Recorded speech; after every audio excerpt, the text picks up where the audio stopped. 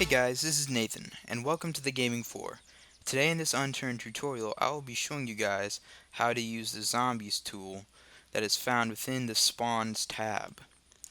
Now, as I start this tutorial, let me remind you that you cannot spawn zombies in a world without having this navigation set up. Okay, and I did a video on that, so there'll be a link for that right over here. So yeah, go check that out if you don't know what I'm talking about. So anyway, back into the zombies. So don't be confused by any of this stuff. Those are just some vehicle spawns and some weapon spawns that I will be using to demonstrate a little bit later. And that is just a node. In fact, yeah, never mind. Okay, so let's get into the zombies though. So over here I made some preset zombie things, but I'm just going to get rid of them because I can just do it by scratch. So the first step to creating your own zombie spawn is to create a table for it. So I want to make a table for zombies so I can like mass produce zombies, make them all the same, make them similar. So I'm just going to call them civilian. Oh my gosh, if I can spell it right. Really, a spelling doesn't even matter though. Okay, so I've got my civilian zombie selection set. Now, it's important that you select that and you see the name up there, otherwise you won't be doing anything. So just like the other spawns, you can set the color, and I'm just going to make the color for these blue, just for civilians. And so once you get into the civilian editor part, like where you can actually customize it, there's a lot of options here. So the first one, very simple. Is it going to be a mega zombie or not? If it's red, it's not. If it is green, it's going to be a mega zombie when it spawns. I'm just going to have that as red for now, but I'll do one where you have a mega zombie. Now these three, oh really these two are really useful because you can set the health of the zombie and the damage that the zombie does to the player. So I'm just going to leave them as they are, but I'll show you what that's like to change them later as well. Now, as we get into this area right here, the shirt, pants, hat, gear, and even the loot, we're going to need to know some unturned IDs for items. And so I've got the wiki page for that open, and I'll have the link for this in the description as well. So yeah, this is a great wiki page, a great tool to have as you start to getting into the spawns tools, because you need this stuff to spawn any type of items and also to equip the zombies with custom gear. So I'll show you how to use them. So I'm just going to ignore the loot for now. I'll come back to that at the end. So for each one of these shirt, pants, hat, gear, you can create your own list of possible items it can be wearing in that section. So for the shirts, what you've got to do is you got to find some sort of shirt or something it can wear in the top half of its body. And the best way to do that for this wiki is to go all the way down to almost the bottom, and it's got a clothing section. And so you've got like all the hats, balaclavas, all that stuff. But then you can get into shirts. So now we've got hoodies, parkas. So you know what? I'm just going to have them wear a red hoodie. 165. That is the number to remember. So put 165 and add.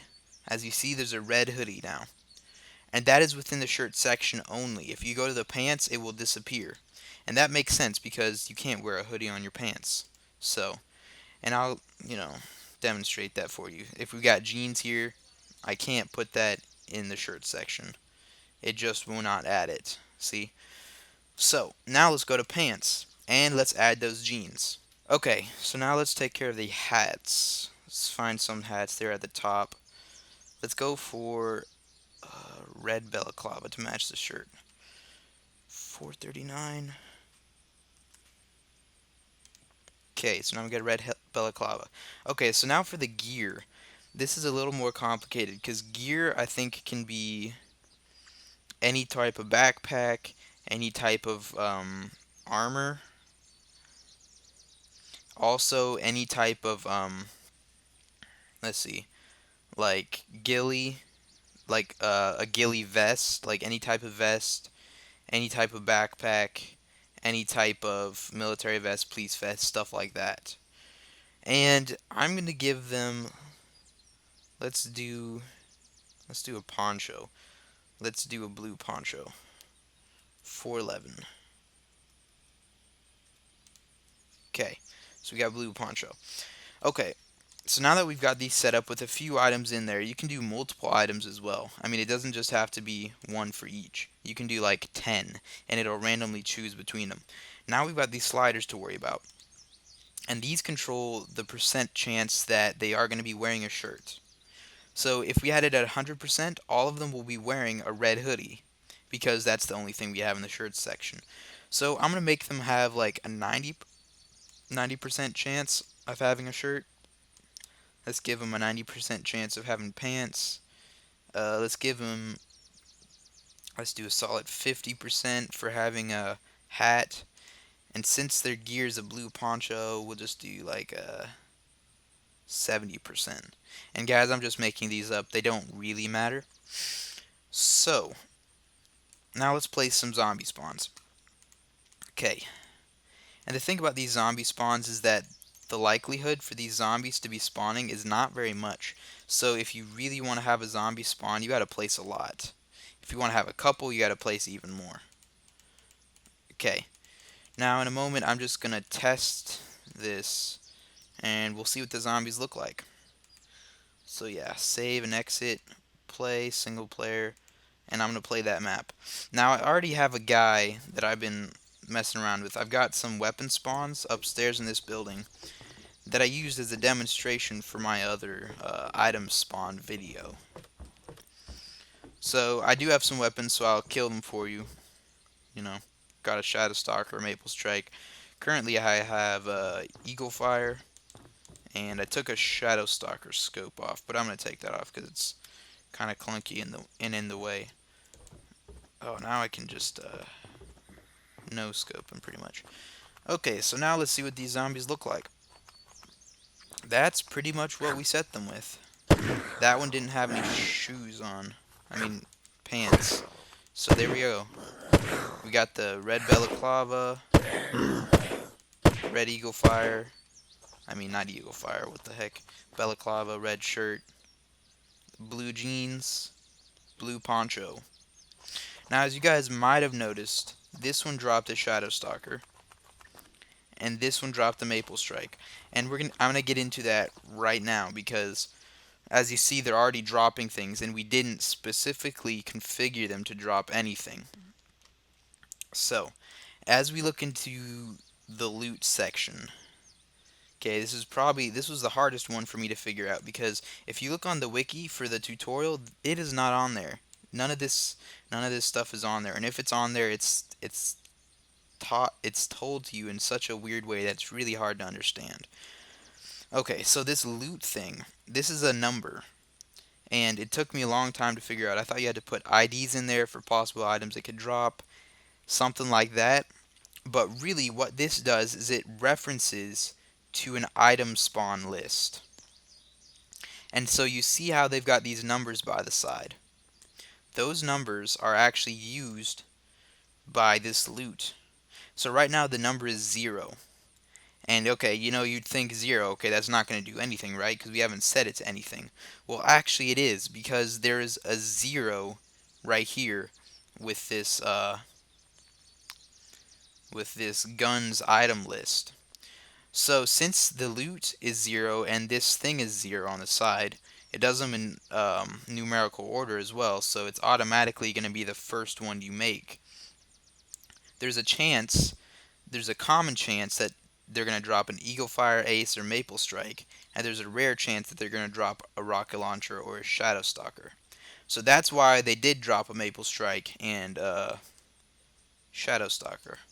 Now I created a custom items list that's called zombie drops, and I made it specifically so that the zombies could drop these items.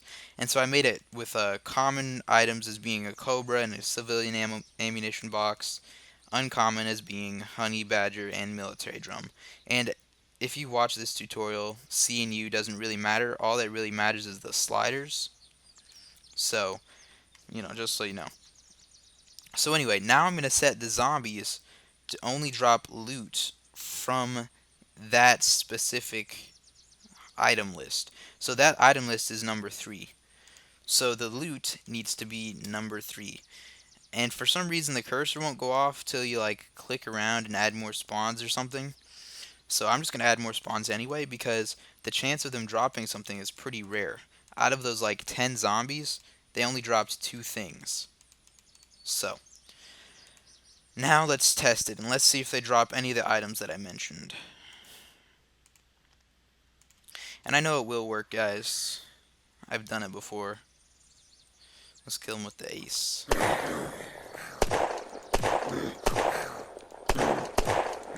Yeah, there's too many.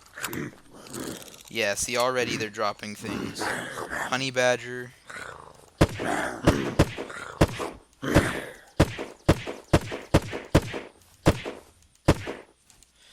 Alright, so as you guys can see, it's obviously working, because so far they've dropped 1 honey badger, which is supposedly rare, but they've also dropped 2 of them. Also, a cobra, 2 cobras, and nope, a civilian ammo. So yeah, as you can see now, the list thing works. So yeah, that's pretty much all I think. That's about it. The only other thing I've got to tell you guys is when you spawn zombies, I would suggest not spawning them inside a building, because on your custom map, if somebody's playing it and they want to board up inside this building per se, if you make a zombie spawn right here and they board up these walls and stuff and they think they're safe and a zombie spawns behind them, that's kind of crappy, you know what I mean?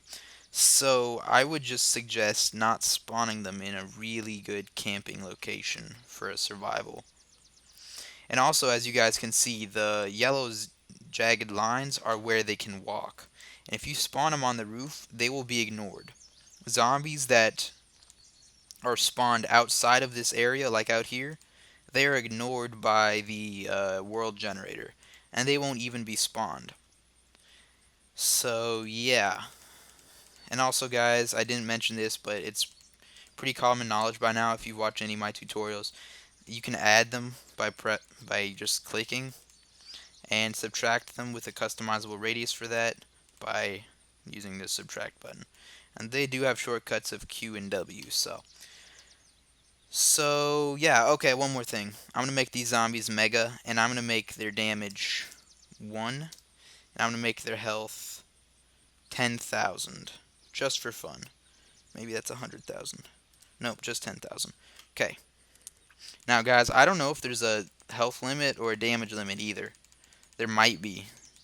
But I haven't reached that yet. I've messed around with it, and I've gotten some pretty hard zombies to kill because their life was, like, really big, like 10,000. Okay. And as you can see, the chance for spawning a mega zombie is much lower. Only 1 has spawned. So guys, as you see, I set its damage to 1, and it really cannot touch me right now. Now its health is freaking huge, so I don't know if I'll be able to kill it. And as you guys can see, it actually is wearing the clothes. I did not expect that. It has supersized the clothes and made it so that even a big zombie like this mega zombie can wear them. So that's pretty darn impressive. Yeah, I think I just used up like all my ammo. Yeah, I'm gonna run away now. Get run over. Dang it. This thing is way too strong. Alright guys, well that's pretty much it. I mean, there's nothing you really need to know to customize your zombie spawns.